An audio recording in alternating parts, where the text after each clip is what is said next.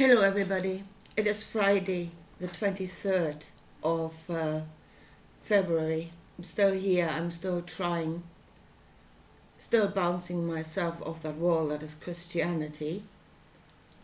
But I'm hoping that somehow I'm starting to create some cracks somewhere to let the light through, as it were.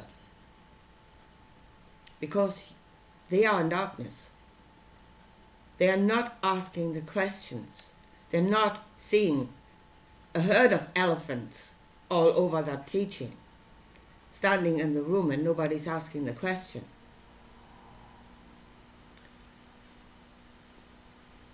And everybody's on their knees. That is actually one of the biggest problems in this world at the moment. Something that's leading to acquiescence. And that is not just Christianity, that's other religions. Everybody's on their knees waiting for something else to come and save them. Yeah? For myself, I can do nothing. Yeah, I have to wait for Jesus to come back and save me. I just have to sit here in faith that he will come. And really, let me just go one passage. Just one passage, what is being said there in the book. So that is at his return, yeah, and people come and say, Lord, Lord, I healed people in your name, yeah? I expelled demons in your name. I healed people, exactly what he did when he was here. What the story is saying, they say, we've done it. In your name. And Jesus turns around and says, I do not know you. Yeah? And I heard it preached, I heard pastors preach it, filled with emotion. He does not know you. You've done all that in his name and he does not know you. And how bad will you feel then? Well, yeah, you will. Again, the elephant in the room. Would somebody please ask the question, why does he not know them? Why? If they've done all those things, why does he not know them? And that is really being on a wavelength. Yeah, he does not know them because they are not on his wavelength.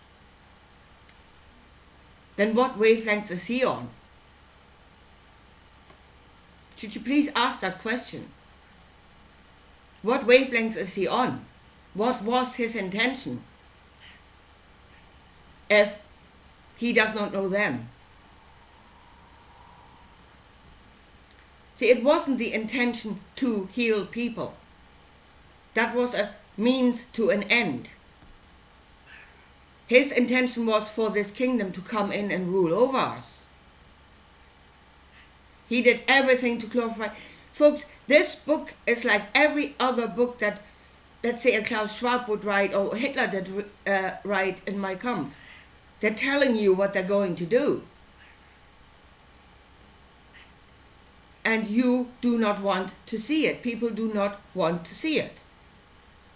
They're telling you beforehand what they are going to do. That is what that book is. It's no different from any other of that ilk. He did everything to bring in that kingdom. He self-sacrificed. Not for us, but for that kingdom. Not for us. We are the plebs that are supposed to be ruled over afterwards. So he bring in the kingdom of God, and God being the intention, the spirit. God is spirit. It's an intention. The body, whatever body, human body, alien body, I don't care. Flesh is flesh and spirit is spirit.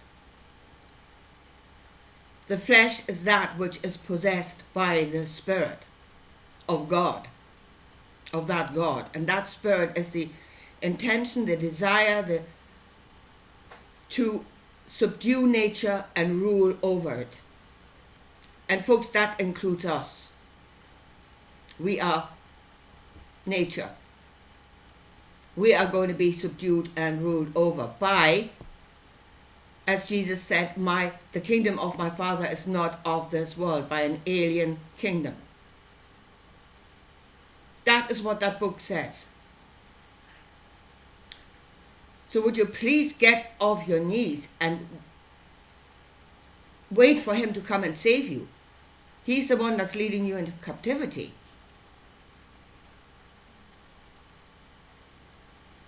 But it said billions of people, billions, that are completely inactive at the moment. Simply because that is what it is. They're waiting for something else to come and save you. Folks, the other way was in that book as well. He told us what to do in order to get out of this mess. Stand in your truth. Love your neighbor as yourself. That is what will set us free. Both ways were there. Both ways of doing things that will lead to different outcomes. You do something different, it will lead you to a different outcome.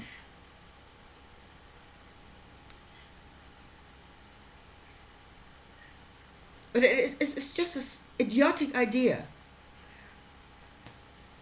that he came to save us. No, he didn't. And he said he didn't. He said he came to bring the kingdom of his Father to earth. That's what he said. Hear what he says. Hear the words. So then really, in denying yourself, denying your truth, and that includes your biological truth, the way you know good and bad according to a human being, and that knowledge is grown out of our spiritual connections to each other and to nature. That is what creates our truth and our knowledge of good and bad. Our love for our children, our love for our partners, our friends. That is what is creating our truth. It is a truth born out of love. Yeah? And if something comes and does something against that, then we should stand up. But we are not. Billions are not. So if you go the way of Jesus, you're denying your own truth. You do not ask the question of good and bad, and basically you're back in the garden. Yeah, before Adam and Eve asked the question of good and bad. So you're going back there. You're no longer asking that question. And you're doing as you are told. Trust in God. And just do as you're told, even against your own better knowing. And then you are on the wavelengths of Jesus. So basically, Justin Trudeau is the picture of Jesus. Don't ask for yourself. Don't think for yourself. Be absolutely able to come out with the biggest load of nonsense and stuff that goes against human knowing, logic, anything. But he's able to do that. He can just stand there and continuously do that because he's following orders of something that wants to rule over this world. That is a depiction of Jesus. That's him to a T. He is on his wavelength. So if Jesus should ever come in person, he'll know Justin Trudeau. He'll not know you, not if you're actually loving your mother, your father, your children. He'll not know you. If you put that above, let's say you put the needs of your family above the needs of the state or something greater that wants to rule over you, then you are not on his wavelength.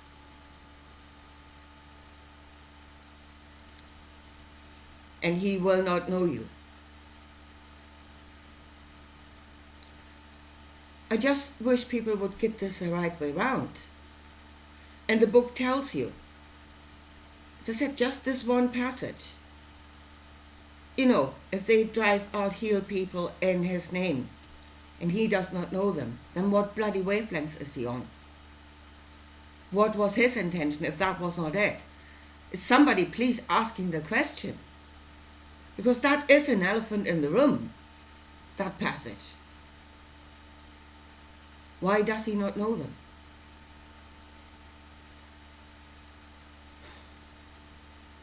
As I said, again, you're not, because you're following the way of Jesus, you're taught not to think for yourself. In fact, it's extremely sinful to think for yourself. You go to hell if you think for yourself. Snap out of it, please. Anyway, I leave it at that for today, and I'll talk to you again soon. Bye.